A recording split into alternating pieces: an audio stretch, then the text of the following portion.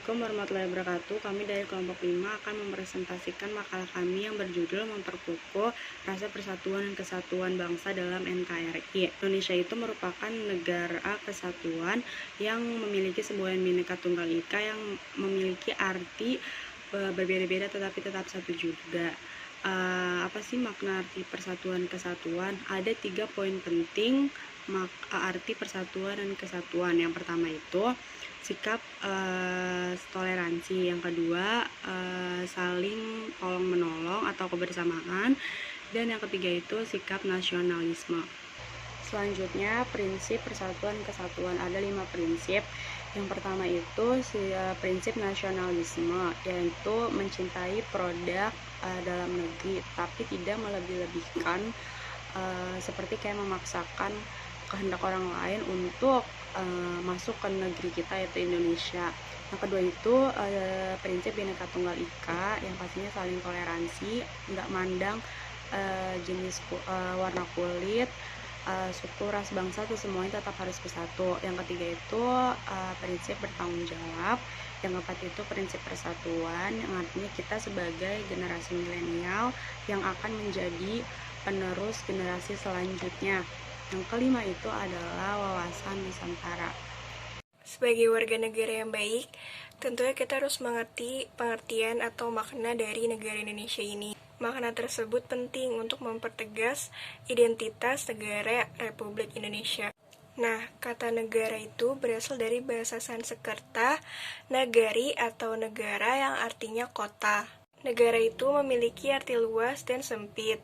Dalam arti luasnya, negara merupakan kesatuan sosial yang diatur secara institusional yang melampaui masyarakat-masyarakat untuk kepentingan bersama.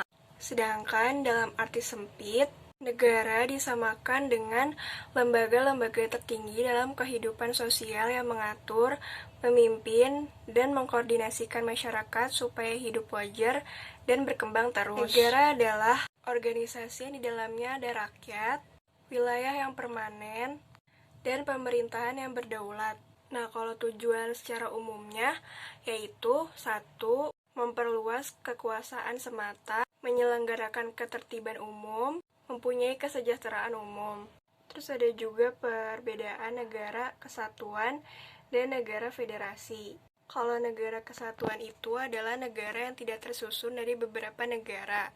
Jadi di dalam negara kesatuan itu hanya ada satu pemerintahan yang mempunyai kekuasaan tertinggi atau wewenang tertinggi.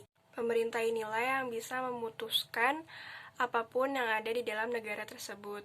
Kalau negara federasi itu adalah negara yang tersusun dari beberapa negara. Jadi semula negara itu berdiri sendiri-sendiri, tapi akhirnya dia memutuskan untuk melakukan kerjasama secara efektif. Tetapi negara tersebut ingin memiliki kewewenangan yang dapat diurus sendiri. Ada juga faktor-faktor pendorong dan penghambat kesatuan dan persatuan Indonesia.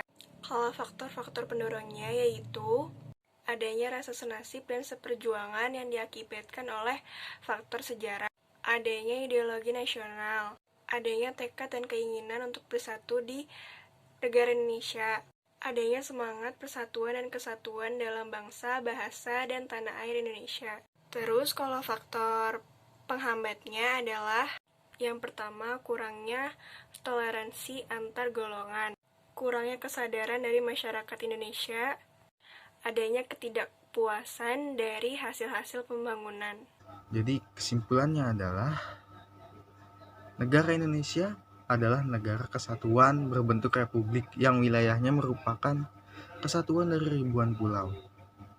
Negara Indonesia terletak di Samudra Pasifik dan Samudra Hindia, serta di antara benua Asia dan Australia. Ada 3 faktor yang dapat memperkuat persatuan dan kesatuan dalam negara kesatuan Republik Indonesia. Ketiga faktor tersebut adalah Sumpah Pemuda, Pancasila, dan semboyan Bhinneka Tunggal Ika. Menjaga keutuhan negara kesatuan Republik Indonesia merupakan salah satu kewajiban dari setiap warga negara Indonesia. Sejak awal kemerdekaan, para tokoh bangsa Indonesia telah membentengi diri dengan merumuskan dasar negara, yaitu Pancasila. Dengan mengamalkan nilai-nilai Pancasila, maka bangsa Indonesia akan selalu bersatu padu dan terhindar dari berbagai pertentangan dan perselisihan. Cukup sekian penjelasan dari kelompok kami, kurang lebihnya mohon maaf apabila ada kesalahan kata. Akhir kata kami ucapkan wassalamualaikum warahmatullahi wabarakatuh.